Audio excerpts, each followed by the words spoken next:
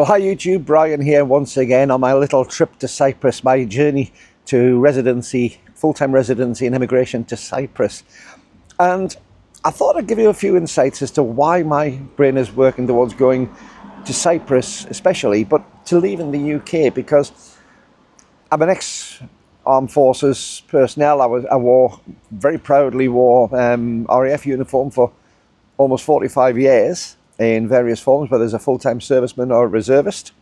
I've always been very patriotic to the UK, but over the last few years I've noticed there's a few things going on. So here are eight reasons, yeah, got it in the end, 8 reasons why I'm wanting to leave the UK and go to anywhere, but just why I'm leaving the UK.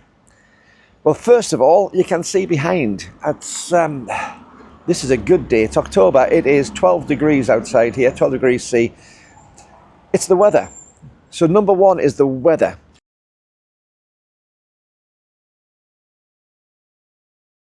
The weather in the UK it's what it is.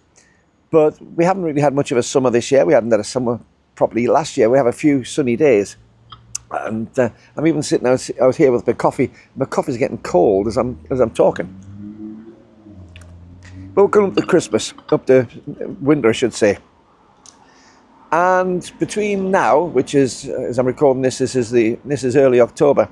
Between now and probably March, even April, we're going to have bad weather, lots of rain, lots of cold, maybe some snow.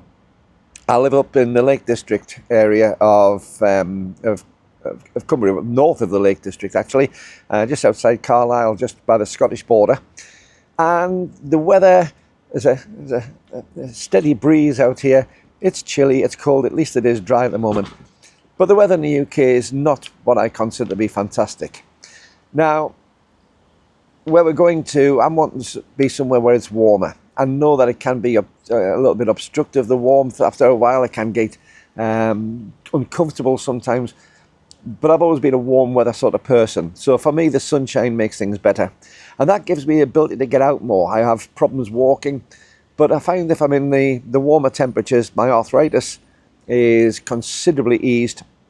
And being able to have decent weather to go out for a walk most days is a really important. So the first reason I want to leave the UK is for the weather.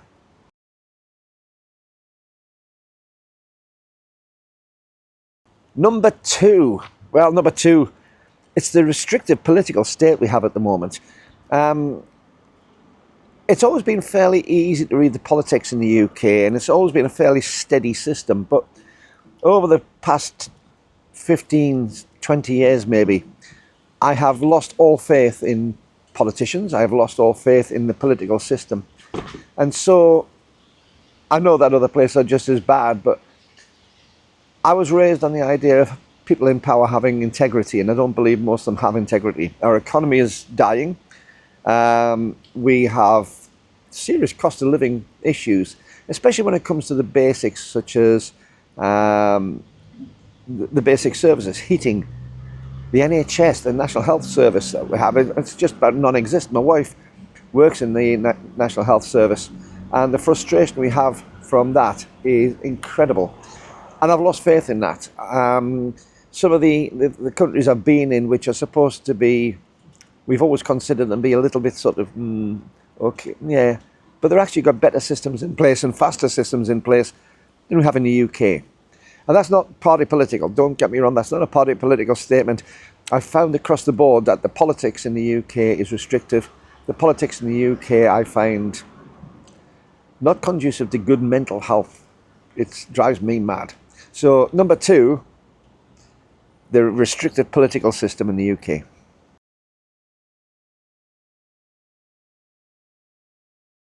Number three, I just caught onto a few moments ago, and that's a cost of living and economy. The economy is struggling. We're supposed to be one of the biggest economies in the world, yet we are struggling over here. The cost of living is going through the roof. It really is. Food is incredibly expensive. Heating is incredibly expensive. Electricity, gas, water is becoming more restrictive, and there's all sorts of new things coming in, which such as smart metering for both gas, electricity and water. And some of the horror stories I'm hearing about that is putting me off the idea of this. They're supposed to be there for ecological reasons, to save the planet. But from what I can see, it seems that most of the benefits to the customers, such as remote monitoring as to what the metering is doing, are failing regularly. But it also seems to be, and maybe this is a bit of a conspiracy theorist, but with electronics background and knowing what's inside the meters, perfectly feasible, that you could be getting restrictive power. So they could actually turn your power on and off at certain times just to suit demand, suit load. And that's fine for some people who can work from home and change what they do. But if you're a 9-to-5 worker somewhere, it could be incredibly difficult to carry on living in a comfortable manner, even though we've got all this technology. So number 3 is certainly the cost of living and the economy.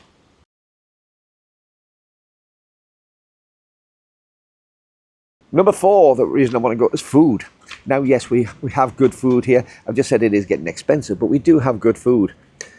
But one of the things I'm wanting is to go to somewhere Mediterranean and have that Mediterranean lifestyle.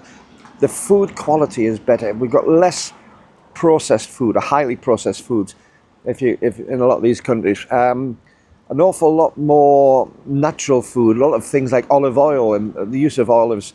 And that Mediterranean diet really will do me good. I'm a big guy, I'm overweight, and a lot of that I put down to the fact of you almost get hooked onto these processed foods. Well, when I go abroad, I've been noticing the food is usually fresher, it's usually healthier. And the lifestyle is more conducive to not necessarily sitting down and stuffing your face all the time. There's things to do. Again, like I said about the weather, it's not restrictive when you can get outside. You're not stuck in your house. And I'm really looking forward to that. So number 4 is certainly food.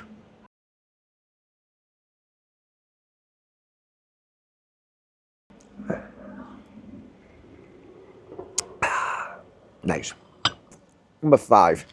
Number 5 is community. I'm finding, I did a video on my other channel. I've got a channel which looks at photography in Micro Four Thirds format cameras. And one of the videos I put on recently was, I was very intimidated by some teenagers, just because I was out taking some photographs in the middle of town of some statues in the town where I live. I was verbally abused. It wasn't a pleasant atmosphere. And there doesn't seem to be a great cohesion and community these days compared to when I was a youngster. I'm 63 years old now. And I remember when we had a far, far better community spirit. That seems to have gone. The whole community spirit over here seems to have gone. We talk about multiculturalism, yet we don't seem to have any integration between the different cultures who are here. And I find on some of the other countries, when I go to them, there is much more of an integration. So I find that the community is just about dying here. And for me, it's time to get out that community before it pulls me down. So number 5, community.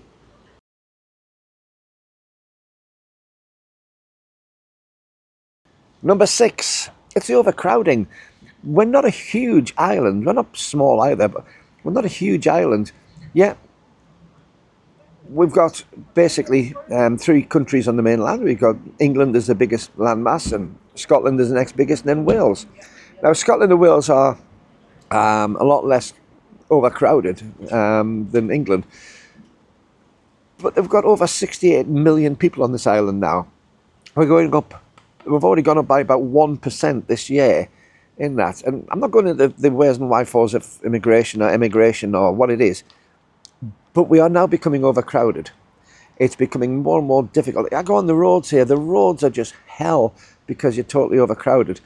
You've got so many people in so many small spaces. Now, I'm very lucky. I live, as I say, on the top of the Lake District in Carlisle. And Carlisle is a fairly small city. Insofar as the city centre part of things, it's not one of the huge habitation cities such as Manchester or Birmingham or Newcastle or wherever. So, to me, this isn't too bad. I've got probably one of the better places to live insofar as overcrowding in the UK.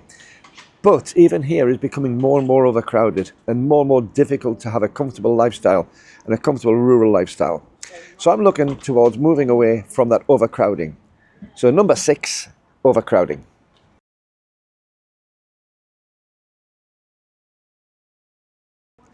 Number 7, yeah. I hit onto this a little bit earlier insofar as when I was on about the political situation and the economic situation. And that's healthcare. The National Health Service is broken. It's been broken for a while, but it's really starting to get difficult now. You can't see a doctor if you want to. It's almost impossible to physically see a doctor. And it can take months to actually get appointments. As I say, my wife works in the ambulance service. And the situation around what she does for a living is becoming untenable. So for me, the NHS, as somebody who is a believer in the NHS as a system, is broken. It's corrupted. It doesn't work anymore. Yet I can go to the place I'm looking towards going, to Cyprus, and I can be seen almost immediately. I broke a tooth, one of my front teeth, that one, in March 23. I broke it on Saturday afternoon. I went into a dentist in Cyprus, in Paphos, on the Monday lunchtime, asked if there was anything done. I immediately got x-rays taken, a full 3D scan of the mouth, and I was booked in to have not one but 2 implants at about half the price of the UK. And not only that, they booked me in for the Wednesday, 2 days later. So within 2 days, I actually had 2 very well done implants done. Superb quality implants, superb quality work, without any hassles, without any problems. And I know the hospitals where I'm going are, yes, you have to have private health care to a certain degree, but at the same time, you're getting care. And that's what I'm not noticing in the NHS. And don't get me wrong, I'm not having to go at the NHS staff, your doctors, your nurses, your medics. They are brilliant, but they're working against impossible conditions. And I think also what put me off was what's been happening over the last few years when we had that certain pandemic a couple of years ago. I saw a lot of flaws in what was going on, and I saw an awful lot of things that didn't quite sit right for me. So for me, number 7, healthcare. Well, thanks very much for staying in tune. I've got one more to come, so keep watching for that. But as I've said in previous videos, please don't forget, hit the subscribe button below if you would, because it's a small channel this. I'd like to get it monetized because that will help with my emigration, obviously, for going to Cyprus. But give me that. It's free to subscribe. You don't have to pay a penny. It just notifies you when new videos are coming up. And if you want notified, there's a little bell which will put it on your notifications. Also, give me a thumbs up. That really, really does help. But the combination between subscriptions, the thumbs up, and the bell really makes a huge difference. So thanks very much. And thanks to the people who subscribed since the last video. Anyhow, on to my last one.